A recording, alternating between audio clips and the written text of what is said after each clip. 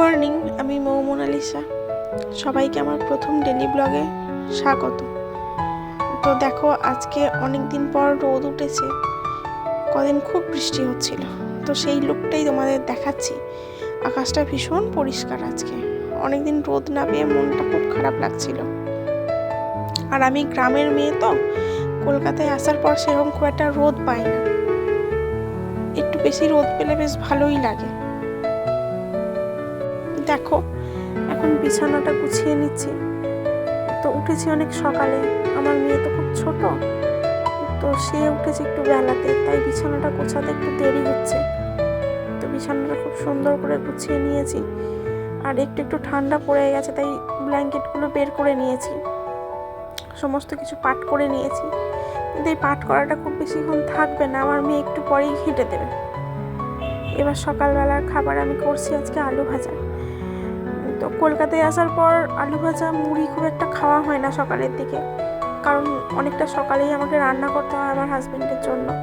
আর দুপুরবেলায় ভাত যেহেতু ঠান্ডা হয়ে যায়, তাই আমি সকালের দিকেই ভাতটা খেয়ে নিই 10টা সাড়ে 10টার মধ্যে।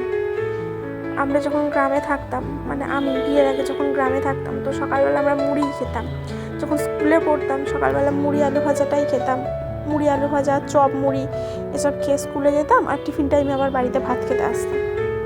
কিন্তু কলকাতায় তো ভালো মুড়ি খুব একটা পাওয়া যায় না, তাই জন্য মুড়িটা খুব একটা খাওয়া হয়ে ওঠে না। এই মুড়িটা হচ্ছে আমার মায়ের ঘরে ভাজানো মুড়ি। আলু ভাজা, চানাচুর, কাঁচা পেঁয়াজ, কাঁচা লঙ্কা দিয়ে মুড়ি মেখে খেতে ওহ কি স্বাদ! কলকাতায় সেটা পাই না। মাঝে মাঝে মন খারাপ হয় ঠিকই, কিন্তু ঠিক আছে, মানিয়ে নিয়েছি। কি আর করব, কিছু করার নেই। অনেকদিন পর মুড়ি আলু ভাজা খাচ্ছি। আমার মেয়ে আবার আমার কাছে বলছে চানাচুরের মধ্যে কিশমিশ আছে কিনা সেটা দেখছে। তো দেখো, আমরা এখন বেরিয়ে পড়েছি, আমি, আমার হাজব্যান্ড, আমার মেয়ে।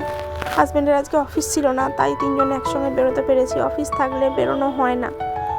এখন বাজে ওই সকাল 10:30 মতো। তো আমরা যাচ্ছি একটু নার্সারিতে, একটু ফুলের চারা নিয়ে আসবো। শীতকাল পড়েছে, তাই খুব ইচ্ছা হলো একটু গাঁদা গাছের চারা, ডালিয়া ফুলের চারা নিয়ে আসতে। আমি আগে যেই বাড়িটায় থাকতাম, মানে আমি তো ভাড়াই থাকি এখানে, যেই বাড়িটায় থাকতাম সেই বাড়িটায় রোদ খুব একটা আসতো না। বাড়িটার ব্যাক সাইডে আমরা থাকতাম, একটা রুম, একটা ডাইনিং, কিচেন, টয়লেট নিয়ে। তো রোদ আসতো না বলে আমি গাছের চারা কখনো লাগাতে পারিনি।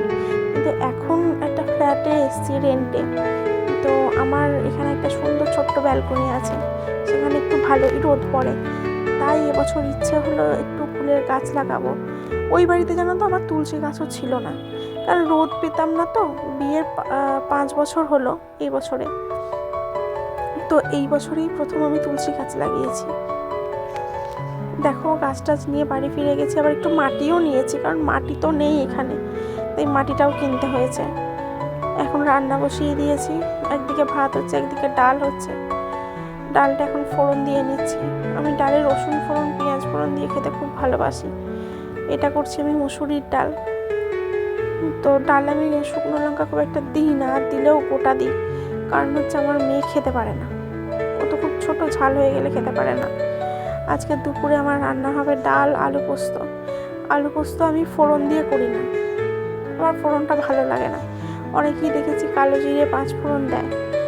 আর আমি যেহেতু বর্ধমানের মেয়ে, আমাদের বর্ধমানের দিকে না পোস্তটা একটু ঝোলঝোল মতোই হয়। কলকাতায় এসে আমি দেখেছি বেশিরভাগ মানুষই পোস্ত করে ওই শুকনো শুকনো, একদম মাখা মাখা, আর ওরা পোস্তটা দিয়ে অনেকক্ষণ ফোটায়। কিন্তু আমাদের বর্ধমানে পোস্ত দিয়ে ফোটায় না। বর্ধমানে বা আমার শ্বশুরবাড়ি বীরভূমে, সেখানেও দেখেছি পোস্ত দিয়ে ফোটায় না। পোস্ত দিয়ে ফোটালে না আমাদের বলে পোস্তটা কেটে যায়, কিন্তু কলকাতায় দেখেছি পোস্ত দিয়ে পোস্তটা বেশ ভালো রকম ফুটিয়ে নেয়।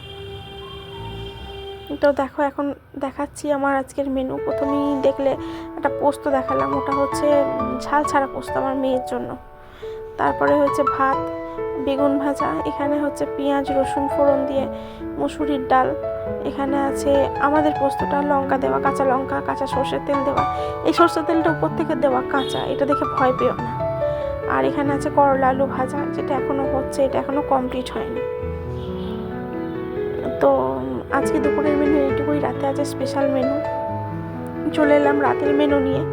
এখানে আছে গরম গরম বিরিয়ানি, চিকেন বিরিয়ানি। এটা কিন্তু পুরো বাড়িতে বানানো। আমার মেয়ে ছোটো, তাই দোকানের টোকে খুব একটা দিই না, খুব একটা মানে কি দিই না, আমি সবসময় বাড়িতেই বানিয়ে দিই। আর ও আমার বানানো চিকেন বিরিয়ানি খেতে খুবই ভালোবাসে। আর আছে চিকেন চাপ। আমার ভিডিওটা ভালো লাগলে জানিও।